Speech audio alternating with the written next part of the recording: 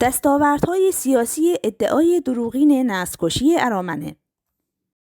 از چند روز پیش ارامنه در ایران با چراغ سبز نهادهای امنیتی و اطلاعاتی جمهوری اسلامی ایران با نصب بنر و بیانیه در مقابل مراکز تجمع در خلیفه‌گری و برخی از کلیساها همانند سالهای گذشته با بهانه ادعای نسل‌کشی ارامنه در سال 1915 نفرت پراکنی علیه دولت ترکیه، ملت ترک و تمام ارزش‌های جهان اسلام و ترک را شروع کردند.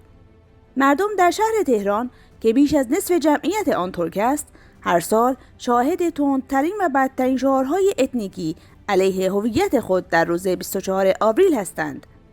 فضای آزاد سیاسی، اجتماعی، فرهنگی و اقتصادی و حق تظاهرات و راهپیمایی در حالی برای ارامنه فراهم شده که جمهوری اسلامی ایران همواره از ارائه مجوز تجمع و راهپیمایی در محکومیت قتل عام مردم خجالی سر باز زده است تا نشان دهد همواره بر اعمال استاندارد دوگانه بر علیه ترک‌ها اصرار دارد. جالب اینجاست که رژیم ایران در عمر نزدیک به نیم قرن خود به جز راهپیمایی‌های حکومتی مثل روز قدس و 22 بهمن و همچنین راهپیمایی ارامنه در روز 24 آوریل هیچگاه مجوزی برای تظاهرات مسالمت‌آمیز صادر نکرده است. شاید این مسئله را بایستی در ماهیت غیر دموکراتیک حاکمیت ایران جستجو کرد که همانند برخی از کشورهای دیگر از ادعای نسل‌کشی ارامنه در سال 1915 به عنوان یک ابزار سیاسی برای فشار به دولت ترکیه استفاده می کند. در این بین ارمنستان نیز تلاش دارد با سیاه‌نمایی و طرح ادعاهای واهی مظلوم نمایی کرده و بر روی جنایت‌ها و اشغالگری‌های خود سرپوش گذاشته و آن را توجیه کند. مسلماً جنایت‌های رژیم ایران و ارمنستان بر کسی پوشیده نیست. جنایات رژیم ایران در سوریه، یمن، لبنان، عراق در منطقه، کشتار سیستماتیک آذربایجانی‌ها در سال 1325 به اتهام هواداری یا عضویت در فرقه دموکرات آذربایجان، حمایت از ارمنستان برای اشغال خاک آذربایجان و قتل عام مردمان ساکن آن تنها گوشه‌ای از کارنامه رژیمی است که به ظاهر از اتفاقات پیش آمده در سال 1915 متأثر شده است. ادعاهایی که با واقعیات تاریخی هیچ تطابقی ندارند، زیرا ارامنه در طول تاریخ خصوصاً در زمان امپراتوری شکوهمند عثمانی همیشه بخش فعال آن سیستم سیاسی بودند. به عنوان مثال نزدیک به 40 نظامی ارمنی با درجه پاشا در دولت عثمانی صاحب منصب بودند که نشان از نقش پررنگ ارامنه در دولت عثمانی است. در رد ادعای واهی نسل‌کشی ارامنه همین بس که دولت ترکیه بارها خواستار تحقیق مشترک در خصوص حوادث 1915 شده و از دولت ارمنستان و فرانسه درخواست کرده است تا آرشیو اسناد تاریخی خود را باز کنند و خود در این راه پیش قدم شده است.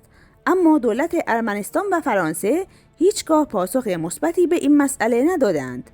Tarihi gerçeklere rağmen bizi Ermeni meselesi üzerinden köşeye sıkıştırmak isteyenlerin yüzlerine her fırsatta kanlı geçmişlerini çarpmak mecburiyetindeyiz. Biz arşivleri sonuna kadar açtık.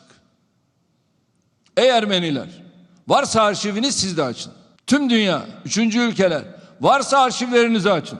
Arşiv incelemelerinde yetkili olanları çalıştıralım, çalışsınlar, ortaya çıkan tablolardan sonra siyasiler olarak biz konuşalım. Ermeni meselesini kaşıyan hiçbir grup ve devlet iddialarını arşiv belgeleriyle ispat edememişlerdir. Fransa başta olmak üzere sözde Ermeni soykırımı iddialarıyla ortalığı bulandıranların hiçbirinin de hakikat diye bir derdi olmadığını biz zaten biliyoruz. Tüm dünyanın da bilmesini istiyoruz. Peki dürüstlükten bahsediyorsunuz. Bugüne kadar sözde soykırım yalanını her zaman gündeme getiriyorsunuz. Ey Ermenistan, siz bu iddialarda bulunuyorsunuz. O zaman gelin ortak bir komisyon kuralım. Bu komisyona sizin ve bizim bilim adamlarımız katılsın. Arşivlerimizi açalım. Siz de açın, biz de açalım. Ama iki ülke yetmez. Rusya'nın da bilim adamları gelsin, ABD'nin de bilim adamları gelsin, İngiltere'nin bilim adamları gelsin. Onlar da arşivlerini açsın. Bilim adamları bunu çalışsın. Sonuç ne çıkarsa çıksın biz bunu kabul etmeyi taahhüt ediyoruz dedi. Siz ne dediniz? Hayır. Niye? Çünkü siz yalanı tercih ediyorsunuz. Kendinize güveniniz yok. Madem bilimsel bir çalışmaya inanmıyorsunuz, yalanı tercih ediyorsunuz. O yüzden biraz dürüst olalım. Biraz önce طبیعی است که برخی دولت‌ها در راستای منافع خود مردم ارمنستان را قربانی به اصطلاح نسل‌کشی قلمداد می‌کنند. اما این مسئله باعث می‌شود تا بیشترین آسیب به ملت ارمنستان برسد، چرا که باعث واپسگرایی و عدم درک واقعیت‌های جهان امروز نزد آنها شده و بستر لازم برای تنش با همسایگان ارمنستان را فراهم می‌کند که این مسئله مهمترین مانع توسعه ارمنستان است. این سیاست‌ها باعث شده تا ارمنستان در آستانه تبدیل شدن به یک پادگان نظامی قرار گرفته و دستاویز قدرت‌های جهانی شود که نتیجه‌ای جز فلاکت و آوارگی برای ملت ارمنستان نخواهد داشت.